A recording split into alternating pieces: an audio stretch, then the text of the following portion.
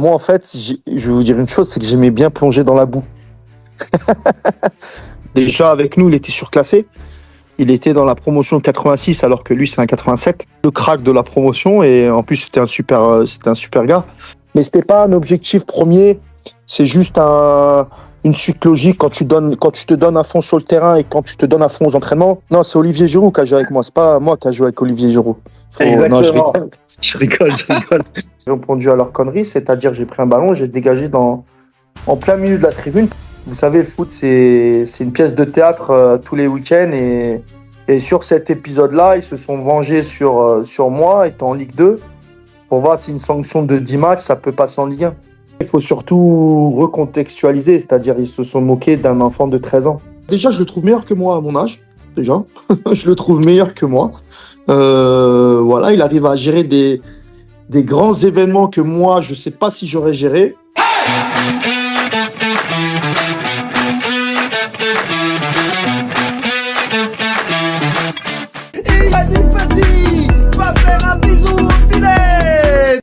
Bonjour à toutes et à tous, nous nous retrouvons aujourd'hui pour une nouvelle vidéo en visio avec un nouvel invité, ancien joueur du MHSC et ancien joueur de la SNL, monsieur Geoffrey Jourdain. Comment ça va? Bonjour, vous allez bien? Bah, ça va et toi? Ouais, ça va, tranquillou. On peut se tutoyer? Bien sûr, Ouais, avec voilà. plaisir, ça Ok, sera beaucoup mieux. ok, Alors, on va faire une petite interview qui va retracer un peu toute ta carrière en ok. général et ton actualité. Donc, la première question que je vais te poser, tu débutes du coup au CSMO avant d'intégrer ensuite Clairefontaine. Est-ce que tu peux nous raconter un peu tes débuts dans ce club et ce qui t'a permis un peu de franchir ce cap vers le centre de formation qui est Clairefontaine? Raconte-nous un peu. Tout d'abord, comme tout le monde, j'ai commencé le foot à peu près vers 4-5 ans au CSMO, là où j'ai fait, entre guillemets, mes premiers pas dans le football. Et à l'âge de 13 ans, j'ai participé à une détection qui s'appelle l'INF Clairefontaine. Entre guillemets, c'est à peu près 1000 jeunes de la région parisienne, voire Champagne-Ardenne, tout ça, dispatchés en plusieurs jours. Et pour qu'au final, il y a une promotion de 23, 25 et j'en faisais partie. Et j'y suis resté pendant 3 ans. Les 2 premières années, je retournais dans mon club au CSMO dans la région parisienne, dans le 77. Et la 3e année, tu joues pour Clairefontaine. Et après, tu es dispatché dans les centres de formation qui te veut.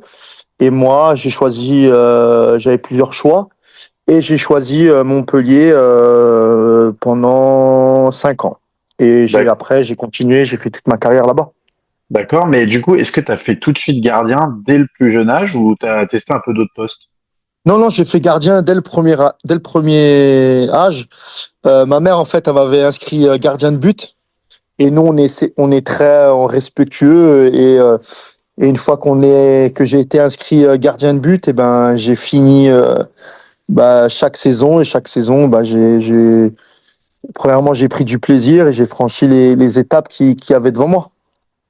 C'est quoi qui te plaisait dans ce poste? Parce que c'est aussi mon poste à moi. Ah, magnifique. Déjà, c'est un très beau poste. Moi, en fait, je vais vous dire une chose, c'est que j'aimais bien plonger dans la boue. Donc c'est peut-être paradoxal, mais c'est ça qui m'a fait aimer le poste. J'aimais bien me salir, j'aimais bien tout ça.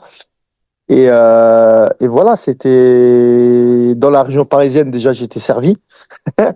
Et voilà, c'est comme ça que j'ai fait gardien de but parce que j'aimais plonger dans la boue. Ok. Bah, du coup, quand tu arrives à Clairefontaine, est-ce que tu ressens tout de suite que tu as changé un peu un cap, tu as passé un cap, tu changes de niveau d'exigence, notamment pour ton poste de gardien de but. Explique-nous un petit peu comment ça se passe là-bas. Déjà, ouais, voilà, dès les premiers jours de détection, tu sais où tu mets les pieds. Tu connais quand même la réputation de l'INF Clairefontaine. La réputation de l'INF Clairefontaine, c'est Jérôme Roten, Nicolas Nelka, Thierry Henry. Voilà, que des pointures. Donc, on sait où on mettait les pieds. Et là, dès que tu commences à faire, entre guillemets, être comment ça s'appelle, en détection, tu sais que là, ça devient sérieux. Tu veux pas encore faire, tu veux pas encore en faire ton métier. parce que tu es pas conscient de tout ça, mais vraiment, tu sais que là, ça devient sérieux si tu es pris à Clairefontaine, quoi. D'accord. Et il y avait qui comme joueur à Clairefontaine avec qui tu as pu travailler, jouer et qui sont devenus après professionnels comme toi? Bah, moi, j'étais dans la promotion d'Athènes Ben Arfa, Abu Dhabi. Au-dessus de moi, il y avait. Parce qu'en fait, quand tu arrives en première année, moi, j'étais 86. Et ben, moi, les plus grands, c'était des 84. En 85, il y avait Jimmy Briand, un peu les stars de la promotion. Et en 86, bah, il y avait Athènes Ben Arfa, Abu Dhabi. Il y avait quand même des noms qui ont percé. Donc voilà, c'était vraiment, c'est l'élite. L'INF Clairefontaine, c'est l'élite. Le nom le porte, c'est un institut national du football. Et après, il en a, entre guillemets, poussé un peu partout au niveau des pôles, mais ils ont tous copié sur Clairefontaine. Mais le best, pour moi, c'est Clairefontaine, quoi. D'accord. Et Ben Arfa, je me demandais à l'âge là, est-ce qu'on voyait déjà que ça allait être un crack? Oui, oui, oui, tu sentais que c'était un crack. Déjà, avec nous, il était surclassé. Il était dans la promotion 86, alors que lui, c'est un 87. Et voilà, on l'a vu de suite qu'il était au-dessus de la moyenne. Et voilà, c'était le crack de la promotion. Et en plus, c'était un super gars. Donc, il avait beaucoup de qualité. Et après, il a signé à Lyon, je crois, directement. Donc, Exactement. euh, donc voilà, c'était la star de l'équipe. Et après, au final, il y avait aussi Abou Dhabi, qui a percé aussi plus tard. Mais voilà, tous les deux, ça a été les deux gros joueurs qui ont fait une très grosse carrière. Ok. Alors, Mm. ensuite, on va passer au MHSC, donc ton club phare, ton club Mm. favori, celui où tu as fait le plus de matchs. Tu as fait l'essentiel de ta carrière à Montpellier, dans un football où les joueurs bougent beaucoup. Et qu'est-ce qui explique cette fidélité à un seul club avant que tu ailles à Nancy? Mais je veux dire, tu as fait énormément d'années à Montpellier. Ouais. Pourquoi tu es resté à Mm. Montpellier? Qu'est-ce qu'il y avait dans ce club qui te plaisait? Bah en fait, au Montpellier Rose, ce qui se dégage, c'est un truc qui est indescriptible. Il y a une attache viscérale profonde qui fait que c'est un club qui te marque. Déjà, c'est une grande famille qui encadre ce club, la famille Nicolas.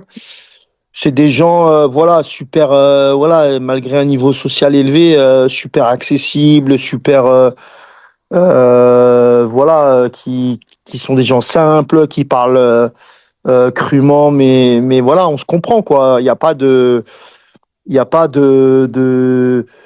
parlent pas au plus que parfait, entre guillemets, quoi. C'est des mecs simples et c'est des mecs qu'on adore et après qu'on aime. Et voilà, c'est vraiment une atmosphère qui se dégage après, j'ai pas connu d'autres clubs, mais qui marque les esprits. Et c'est vrai que ce club, dès que j'ai mis les pieds déjà en essai, eh ben, ça m'a marqué tout ça. Il y a un esprit de famille qui se dégage.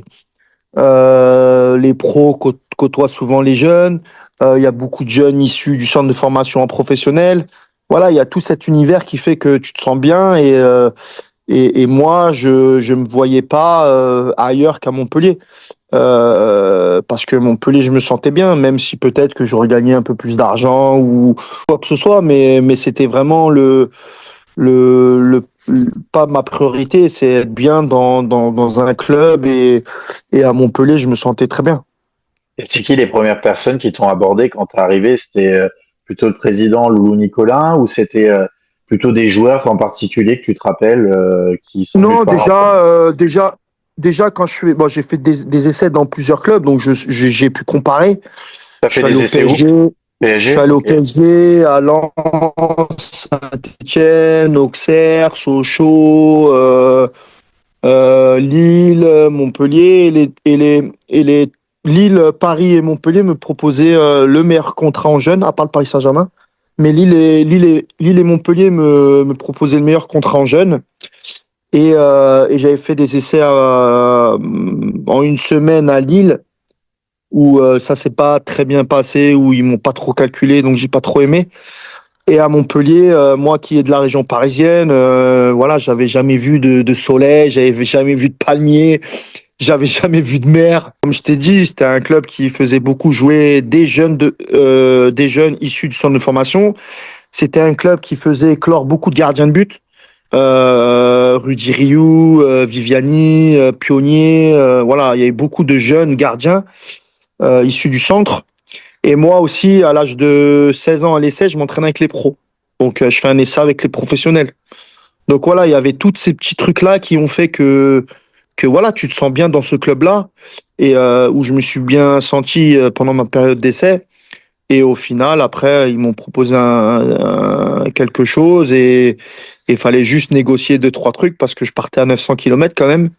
Et chose en plus qu'ils ont accepté. Donc voilà, il y avait que des voyants verts en signant au club du Montpellier qui est à l'époque, aujourd'hui, un top club. Et le jour où tu as signé ton premier contrat professionnel à Montpellier, est-ce que tu t'en rappelles? Tu peux nous décrire un petit peu la journée ou pas? Bah, c'était une suite logique. Voilà, j'avais fait quelques matchs en Ligue 2, j'ai fait quelques matchs, ça s'était bien passé. Et la suite logique, c'est un contrat professionnel. Mais c'était pas non plus une fin en soi. C'était pas non plus. Voilà, c'était moi, je me suis jamais. Moi, mon objectif, c'était tout donner sur le terrain, point barre. Et après, le contrat pro, etc., ça vient tout seul. Mais c'était pas un objectif premier. C'est juste une suite logique quand tu te donnes à fond sur le terrain et quand tu te donnes à fond aux entraînements. Enfin, c'est le terrain, les entraînements. Tu respectes les choses. Forcément, le contrat, il vient après. Donc, je me suis jamais dit, je veux être pro, je veux être pro, je veux être pro. Voilà, c'est venu tout seul. D'accord. Ensuite, on va passer Mm. à, bah, je pense, le meilleur moment de ta carrière, ou en tout cas un des meilleurs. Le titre de champion de France en Oui, 2012, où tu es gardien ouais. titulaire Mm. toute la saison. Ça reste un moment fort. Et qu'est-ce qui rendait ce Ouais. groupe si spécial, selon toi, avec notamment, tu as pu jouer avec Olivier Giroud, champion du monde, mais il y en avait d'autres. Donc, je te laisse Non, c'est décrire un peu Olivier cette Giroud qui saison. a joué Non, c'est Olivier Giroud qui a joué avec moi. C'est pas moi qui a joué avec Olivier Giroud. Non, je Exactement. rigole. Je rigole, je rigole. Non, non, voilà, un groupe exceptionnel. C'est un groupe où, en fait, dans chaque poste, eh ben, on était au summum de notre carrière. Bon, à part Olive, où il est après allé à Arsenal, pro et champion du monde. Mais en fait, sur chaque poste, chaque ligne, eh ben, on était au top de notre forme. Et voilà, c'était une année exceptionnelle. La l'alchimie entre les jeunes et les vieux, bah ça passait bien. Nous, les jeunes, on respectait les vieux. Les vieux, ils nous donnaient des conseils. Non, non, non, c'était vraiment un groupe exceptionnel. Et voilà, c'est des choses qui marquent une vie, qui marquent une ville, qui marquent les gens. Là, on me dit encore merci alors que j'ai juste fait mon travail. Mais voilà, c'est des moments uniques qui sera ancré à vie en nous et aux yeux des gens et au club. Voilà, en plus, faut contextualiser. C'est Montpellier, c'est pas le Real Madrid. Bah, c'est surtout Avec, qu'en plus, c'était avec au les début. moyens, avec tout Ouais, c'est ça. ça. Donc, avec les moyens où nous, on budgétise à chaque fois entre la 10 et la 20. Voilà, c'est vraiment. Limite, ce qu'il y a au-dessus, c'est du bénéf. Donc voilà, c'est des moments exceptionnels dans une carrière, dans une vie de footballeur et de citoyen. Et voilà, c'était le summum de chacun au poste dans lequel il évoluait, quoi. Du coup, c'était l'ère Qatari. Vous avez Ouais. surpris le PSG en étant champion de France, surtout que bah, vous êtes monté en Ligue 1 combien de temps avant? C'était combien de temps? 3 ans avant, la première année, on fait quand même cinquième. Donc, faut bien noter ça aussi. Donc, dès qu'on monte en Ligue 2 de la Ligue 1, on finit cinquième. Donc, on fait la Coupe d'Europe. On fait les premières années en Coupe d'Europe. Et la deuxième année, on fait finaliste de la Coupe de la Ligue. Et on fait toute l'année entre le première et la 10e place, mais on perd le dernier match à Bordeaux, je crois. Et on finit 13-14e, mais on fait finaliste de la Coupe de la Ligue. Et C'est la contre qui? troisième année, on est la finale contre Marseille, Hmm. Ok. au Stade de France, et Vous avez on perdu perd combien? 1-0 sur une erreur d'arbitrage. Ça, faut pas l'oublier, Tu peux nous le parce qu'il y a le décrire foot. parce que moi, je le visualise plus trop ce match-là. Il y a faute sur le gardien. À l'époque, c'était Laurent Pionnier qui jouait la finale. Pour moi, il y a faute sur le gardien. Et après, il frappe, il voit rien et il arrête pas le but. Mais pour moi, il y a faute sur le gardien. Mais vu que c'est Marseille, à mon avis, voilà. Et la troisième année, on finit champion de France. Et voilà, on perd que 2 matchs dans l'année. Enfin, on fait une année historiquement incroyable. Ok. Mm. Ensuite, après tes nombreuses années à Montpellier, tu Mm. décides de rejoindre un club que moi, forcément, en tant que Messin, je n'apprécie pas trop, mais Mm. c'est l'AS Nancy-Lorraine. Déjà, explique-nous ce choix, comment tu as vécu ce changement de club, ce nouveau contexte dans ta carrière. Pourquoi tu es allé à Nancy? Bah déjà, Montpellier ne me voulait plus. Déjà, faut recontextualiser. Malgré tout l'amour qu'on avait, je pense réciproquement, bah Montpellier ne me voulait plus. Il restait un an de contrat, donc il fallait trouver une solution. Et la solution est arrivée avec Nancy. Donc Nancy est arrivé. Donc moi, étant parisien côté est, c'est-à-dire Meaux, bah, ça me rapprochait de ma famille. Nancy descendait en Ligue 2, donc entre guillemets, pour moi, avait le potentiel de remonter. Et finalité, on n'a pas pu le faire. Nancy reste un top club à mes yeux à l'époque. Même si on était en Ligue 2, même si je signais en Ligue 2, c'était le meilleur club en Ligue 2. Et malheureusement, on n'a pas pu faire ce qu'on voulait et avoir une bonne finalité. Et j'avais signé 2 ans. Et moi, j'étais parti seul, j'avais laissé ma famille à Montpellier. Et voilà, je pouvais plus continuer comme ça, sans mes enfants, tout ça. Donc j'ai fait une année, j'ai résilié ma deuxième année de contrat, on s'est arrangé et j'ai résilié mon contrat, quoi. Et je suis rentré chez moi dans le sud de la France. Et l'année où, du coup, vous montez pas, vous finissez combienième? Non, on finit 14 ou 15e, quoi. Ça part Ah oui, vraiment, oui, oui, c'était une vraiment saison pas compliquée. c'est vraiment pas une saison escomptée. D'accord. Mm. Donc, comme tu le disais, c'était compliqué pour toi à Nancy. Ton passage à Nancy était assez Ouais. court et s'inscrit dans un contexte particulier. Je voudrais revenir sur un épisode qui s'est passé. Moi, je l'ai appris il y a pas longtemps. Je n'étais pas au courant. C'est un ami qui m'en a parlé. Parce que Bah, t'es jeune déjà. Déjà, maintenant, ça commence à dater, hein. Ça fait ouais, mais je sais, 12 ans. mais moi, Ça moi, fait j'ai pas. 7 8 ans, quoi. C'est T'as quel ça. âge, là? Moi, j'ai 27 ans. Ouais, t'avais 20 piges. Ouais, ouais, C'est ouais, ça. Mais ouais, en ça fait, date. moi, je me rappelle pas. Mais un ami, je lui ai dit que j'allais t'interviewer. Il m'a dit, bah, tu lui demanderas pour Brest. Donc, je voulais savoir si tu veux bien y répondre. Qu'est-ce qui s'est passé? Pourquoi il y a eu ce geste envers les supporters brestois qui ont après, du coup, été vers une suspension. T'as pris 10 matchs, c'est ça, de Ouais, suspension? 10 matchs de suspension. Ouais. Donc, avec le recul, comment tu as vécu cette période? Qu'est-ce qui s'est passé? Tu peux nous raconter un Bah, petit peu. ouais, bon, déjà, premièrement, c'est pas à faire. Donc, les gens qui tapent Geoffrey Jourdain, Brest, regarderont et c'est surtout pas à faire. Bah, tout simplement, j'ai pas su gérer mes émotions. J'ai craqué complètement. C'était quoi? C'était la Euh, suite d'un match où vous avez perdu et les supporters t'avaient. Non, en fait, c'est les supporters brestois. Tout le monde dit que c'était les supporters nancéens, mais non, c'était les supporters brestois où ils m'insultaient, mais vraiment très, très, très, très vigoureusement. Mais Et pourquoi? T'avais un passif avec Brest où ils non, faisaient non, ça non, tête avec une. vous savez, les supporters, des fois, il leur manquait une case, hein, Ah où ils sont pas oui. très fut-fut, hein. Et là, ils l'ont démontré. Moi, j'ai répondu à leur connerie, c'est-à-dire j'ai pris un ballon, j'ai dégagé en plein milieu de la tribune parce que voilà, ils m'insultaient. Mais après, il y a un contexte. Je sortais de Montpellier, comme je t'ai dit, difficilement, avec une mise à l'écart, des choses comme ça. Et enfin, comme ça. Enfin, c'était ça. Et je pars à Nancy. Ça faisait un mois, 2 mois que j'étais pas rentré chez moi à Montpellier. J'étais seul, des insultes, tout ça. Bah, j'ai vrillé, j'ai pris un ballon, j'ai dégagé dans la tribune. Ça a créé limite un envahissement de terrain, des choses comme ça. Bon, déjà, c'est pas à faire. Mais voilà, c'est un épisode malheureux dans ma carrière, mais bon, il n'y a pas mort d'homme quand même. Et voilà, donc j'ai été suspendu 10 matchs. Je pense que c'était trop, et c'est trop. Parce que moi, inconsciemment, qu'est-ce que je fais? Je regarde les sanctions qui vont être après, et sur d'autres énergumènes qui font limite la même chose, limite pire. Il y a eu des bagarres générales, il y a eu des droites qui ont été mis entre équipes, il y a eu des choses bien plus graves qu'un dégagement dans les tribunes, et ils n'ont pas pris 10 matchs, ils ont pris allez, 2 3 matchs. Mais vu que, je suis peut-être parano, mais vu que c'est Geoffrey Jourdain, c'est la Ligue 2, On tape d'abord la Ligue 2, on voit ce que ça donne pour taper sur la Ligue 1. Vous savez, le foot, c'est une pièce de théâtre tous les week-ends. Et sur cet épisode-là, ils se sont vengés sur moi, étant en Ligue 2, pour voir si une sanction de 10 matchs, ça peut passer en Ligue 1. Donc, vous savez, des fois, la Ligue 2, c'est l'antichambre de la Ligue 1.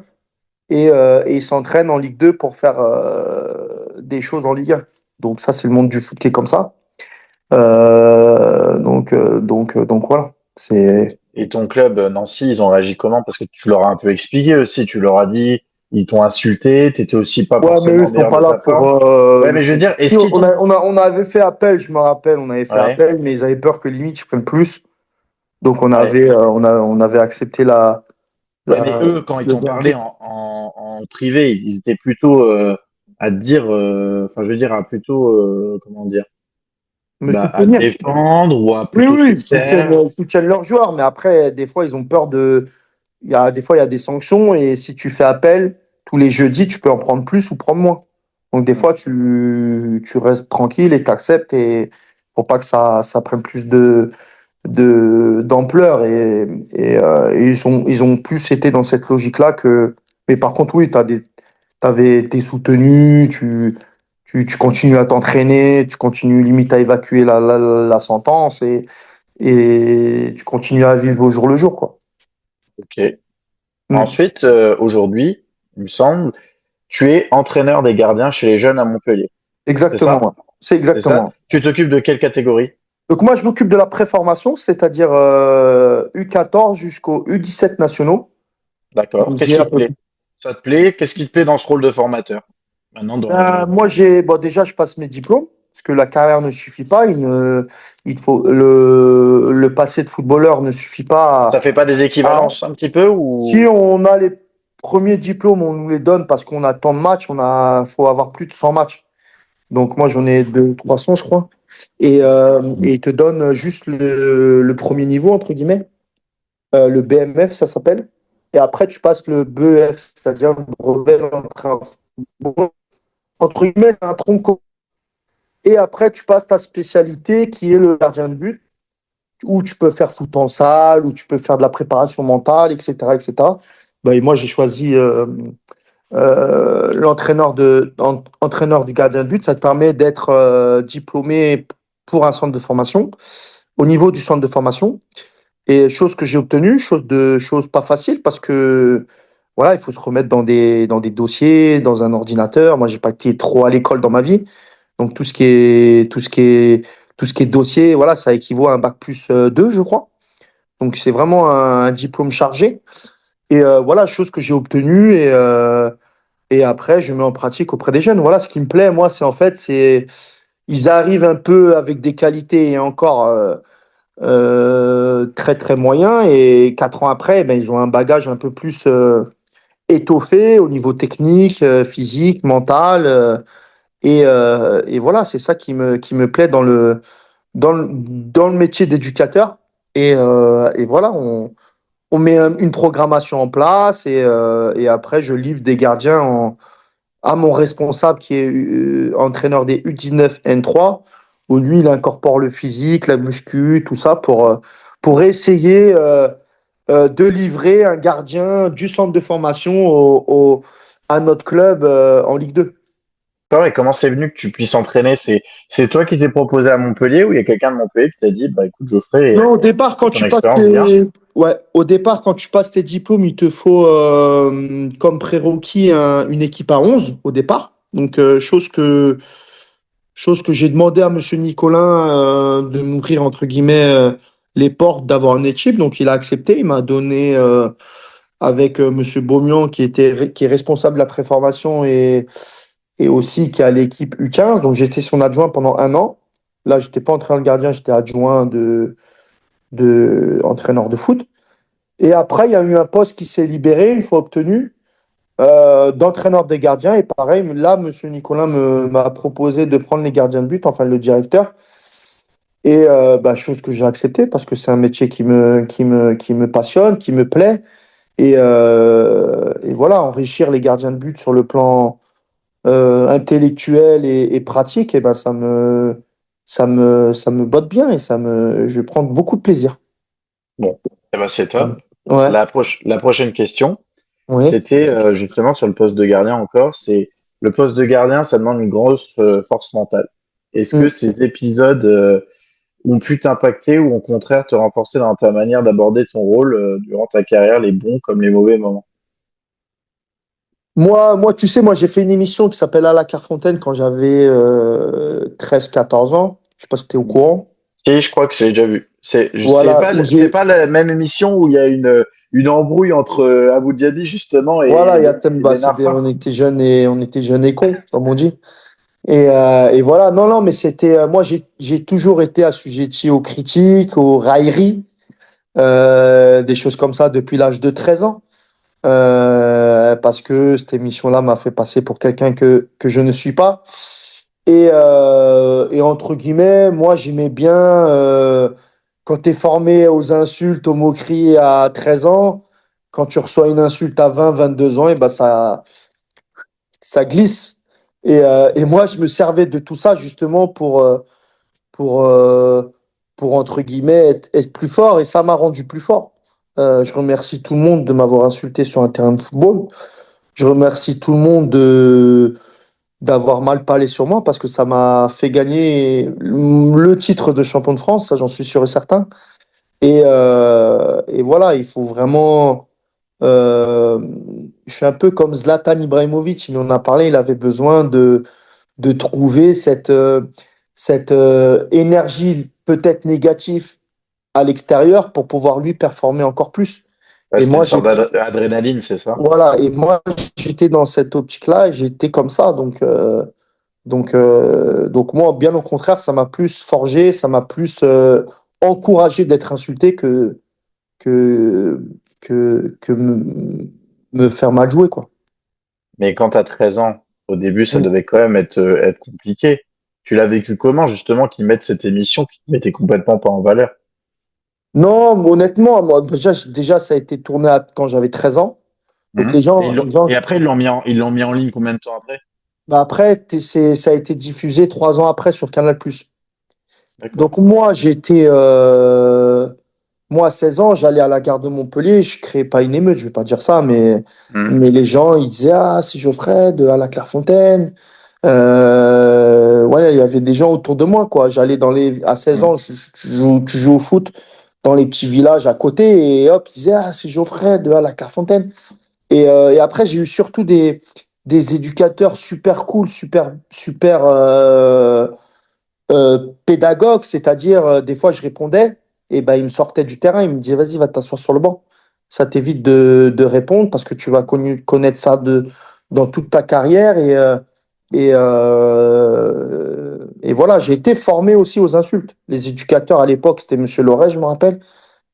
Il m'a pris en tant que père Thierry et Loret? Thierry Loret? Thierry Loret, voilà, Ok. en tant que père limite et très formateur, c'est-à-dire il me préparait à ça et j'étais prêt à la finalité et j'étais prêt aux insultes, quoi. Ok. Mais honnêtement, j'ai pas été sans cesse raillé, attention, mais ça me portait pas préjudice. D'accord, non, bah, parce que moi j'imaginais surtout à partir de là, le fait d'être adolescent, tu vis pas les choses de la même chose, enfin de la même façon que quand tu es adulte. Je le vois bien moi dans mon Bon, à l'époque, il n'y avait pas les dans réseaux mon sociaux. métier Non, en mais quand même, général, à hein. l'époque, il n'y avait pas les réseaux sociaux. À l'époque, il Oui, n'y avait pas les réseaux sociaux, il n'y avait pas tout ça. Donc, ça, ça, ça, ça, ça glissait, quoi. Enfin, c'était juste c'est des su- fois, il y avait c'est des petits sûr, trucs comme ça. Mais mais je veux dire pour la construction d'un jeune adulte, moi qui est prof de PS, je le vois avec les jeunes au quotidien, sans les réseaux sociaux. Hmm. Je veux dire les paroles elles comptent. Si tu je veux dire tu rabaisses tout le temps un jeune et tout, forcément après ça va quand même l'impacter un petit peu dans sa vie future. Après, à lui aussi de Ouais. rebondir, comme toi, tu as su rebondir. Mais je veux dire, le fait qu'il y ait eu cette vidéo aussi, je pense, ok, il y a le côté positif, dans le sens que ça t'a permis de rebondir, mais je pense que d'autres jeunes n'auraient peut-être pas forcément réussi à rebondir. Pour ça, Ouais. à l'âge Mais là, c'est après, moi compliqué. aussi, l'avantage que j'ai eu, c'est que j'étais bon sur le terrain aussi. Donc les gens, Oui, peut-être, ils se moquaient, mais moi, j'étais bon, donc ça c'est sûr compensait qu'il et fallait répondre sur le il terrain. fallait Et tu l'as répondre fait. présent. Donc Donc ça, je l'ai fait. J'étais en équipe de France très tôt. En 16 ans, quand j'arrive à Montpellier, je crois on fait les demi-finales du championnat de France à 16 ans. Donc moi, j'ai répondu présent aussi sur le terrain. J'ai pas que répondu, ça m'a pas fait mal et surtout après tu réponds avec des actes. Tu te sers de tout ça, tu fais une petite sauce, tu l'avales et tu fais des performances qui après qui fait fermer leur bouche. C'est ça. Mais après, il faut surtout recontextualiser, c'est-à-dire ils se sont moqués d'un enfant de 13 ans. Mm, C'est ça qui est gravissime. c'est L'histoire, elle est sûr. là. L'histoire, elle est là. Donc tous ceux qui m'ont moqué et tout ça, ben, ils se sont moqués d'un enfant de 13 ans. Je répète, d'un enfant de 13 ans. Mm. Donc limite, c'est plus eux qu'il faut railler que moi, quoi. Oui. L'histoire, elle est là, quoi. Non, mais c'est sûr. Ouais. C'est sûr. Ensuite, je vais te parler d'un moment aussi, enfin, d'une autre question qui va te faire certainement plaisir. On va parler de ton fils, Ilan, qui évolue aujourd'hui, du coup, au Racing Club de Lens et qui est en équipe de France U17, c'est ça? Ouais, il a fait toutes les sélections pour l'instant, U16, U17, U18. Là, il est passé U18, je crois. U18, ok. Ouais. Et ben, il est également au poste de gardien de but. Et je voulais savoir comment tu vis Mm. ça en tant que père et est-ce que tu te retrouves un peu en lui dans son parcours? Dis-nous un petit peu. Bah ouais, ouais, bah déjà, je le trouve meilleur que moi à mon âge. Déjà. Je le trouve meilleur que moi. Voilà, il arrive à gérer des grands événements que moi, je sais pas si j'aurais géré. Parce que déjà, j'ai pas eu l'occasion de les gérer. Mais voilà, il a été en équipe de France, il a fait le championnat d'Europe, il a fait le championnat du monde, il a été élu meilleur gardien du championnat d'Europe, il a, il a fait une très bonne Coupe du Monde, il est professionnel, il s'entraîne avec les pros et il joue avec la réserve. Non, pour l'instant, en termes de sportif, il est meilleur que moi. Bah, je suis fier, je suis content pour lui. Mais après, voilà, maintenant, je le laisse tranquille, quoi. Il fait sa vie, quoi. Après, je reste toujours son papa. S'il a besoin d'un conseil, d'un coup de main ou des choses comme ça, et ben, je serai toujours là à la minute. Mais voilà, là, je le laisse tranquille, entre guillemets. J'ai fait ma part de papa. Je l'ai emmené sur la bonne voie. Et après, maintenant, je l'accompagne spirituellement, on dit. Et voilà, c'est beaucoup de fierté. Et voilà, comme ses deux frères aussi. J'ai trois garçons, moi. Voilà, lui, il a trouvé sa voie dans le football. Moi, j'en ai un autre qui commence à être dans sa voie dans la coiffure. Et un autre qui est encore au collège. Mais voilà, on est dans les passions de chacun et on se donne à fond dans les passions de chacun. Et Ilan, ça a été le foot. Et voilà, c'est bien. Bah, justement, je sais pas comment il a fait de match avec le Racing Club de Lens, mais il y a un match amical où je l'ai vu jouer, c'était contre Metz, Mm. où il avait sorti à un moment, je me rappelle, il y a Peut-être, ouais. une belle parade sur un corner. Voilà. Mais est-ce qu'il avait Mm. fait, il a fait des matchs avec le Non, non, Racing, il a c'est fait ça? beaucoup de matchs amicaux en début d'année. Mhm. Ça s'est super bien passé. Et après, il est Bah, encore jeune pour jouer en Ligue 1. Il est oui, très, très et puis jeune. Et il après, n'a pas oui. le niveau, surtout. Il n'a pas encore le niveau. Et voilà, qui accumule beaucoup de temps de jeu en réserve. Ça, c'est le principal. Parce qu'un joueur de foot, un gardien de but, il faut qu'il joue. Pas qu'il reste sur le banc ou quoi que ce soit. Il faut qu'il joue pour acquérir de l'expérience, pour acquérir des situations, pour acquérir le monde adulte. Parce que là, il commence à passer dans le monde senior, dans le monde adulte. Et voilà, et ça va suivre son cours comme ça doit se suivre. Et voilà, je m'inquiète pas pour lui parce que c'est un travailleur, c'est quelqu'un qui est à l'écoute, c'est pas quelqu'un qui se la raconte. Voilà, il a vraiment des. C'est pas parce que c'est mon fils, mais je le trouve pas beaucoup de défauts. Le seul défaut qu'il a, c'est qu'il est à 900 km de moi. Mais malheureusement, c'est comme ça et on s'adapte. Mais c'est pas trop difficile, tu le vois tous les combien de temps à peu près du coup? Bah là, c'est compliqué. Voilà, pendant les vacances, je l'ai vu voilà, 4-5 jours, quoi, tout cassé, quoi. Et voilà, son football et l'école, eh ben, ça prend beaucoup de temps et c'est pas grave, on se rattrapera plus tard. On sera à la retraite. Ok. Ok. Et Voilà, voilà. j'avais une dernière question. C'était du coup à nouveau sur ta carrière d'entraîneur gardien là qui vient de commencer. Ça fait combien d'années déjà que tu es à Montpellier? Ça fait 3 ans? Là, ça doit faire 5 ans. 5 ans. 5 ans. Je voulais te Ouais. demander, est-ce que c'est quoi ta vision future sur le long terme? Est-ce que tu veux aller travailler après avec le groupe pro du MHSC ou dans un autre club? C'est quoi tes objectifs? Moi, je suis pas un opportuniste, je suis pas un carriériste. Je marcherai pas sur la tête des gens pour aller entraîner le très haut niveau. Je prends beaucoup de plaisir à la formation. Moi, tu sais que entre guillemets, Strass et Payet, j'ai connu. Donc, il y en a, ils n'ont pas connu et ils feront tout pour entraîner les professionnels. Non, maintenant, voilà, le club sait où je suis. S'il a besoin de moi pour le professionnel, avec grand plaisir, j'y répondrai. Je te cache pas que j'ai été contacté par plusieurs clubs, mais mon club reste le Montpelliéraud et restera toujours le Montpelliéraud. Et je suis très bien à Montpellier et voilà, je prends beaucoup de plaisir à former les gardiens de but, à leur donner de la compétence, à, à passer tout en revue pour qu'ils soient un maximum armés pour atteindre le haut niveau. Maintenant, si ça passe ou ça passe pas, ça c'est les choix de chacun. Mais voilà, je prends beaucoup de plaisir à la formation. Ça c'est une évidence. Et après les pros, ça vient pas, ça vient pas. Mais en aucun cas je serais déçu ou quoi que ce soit. Moi, je suis un soldat du MHSC. Et je reste toujours un soldat. Je resterai toujours un soldat du MHSC. Eh ben, écoute, merci Geoffrey pour cette interview. Avec grand Merci plaisir. beaucoup, ça m'a fait vraiment plaisir. Moi aussi, pareillement. Et Voilà, si voilà. vous avez aimé la vidéo, n'oubliez pas de la liker, de la partager, de laisser un commentaire aussi pour Geoffrey si vous avez des questions pour lui. Et puis on se retrouve à la prochaine. Ciao! Ça va jaser, ça va jaser, ça va jaser. Il a dit petit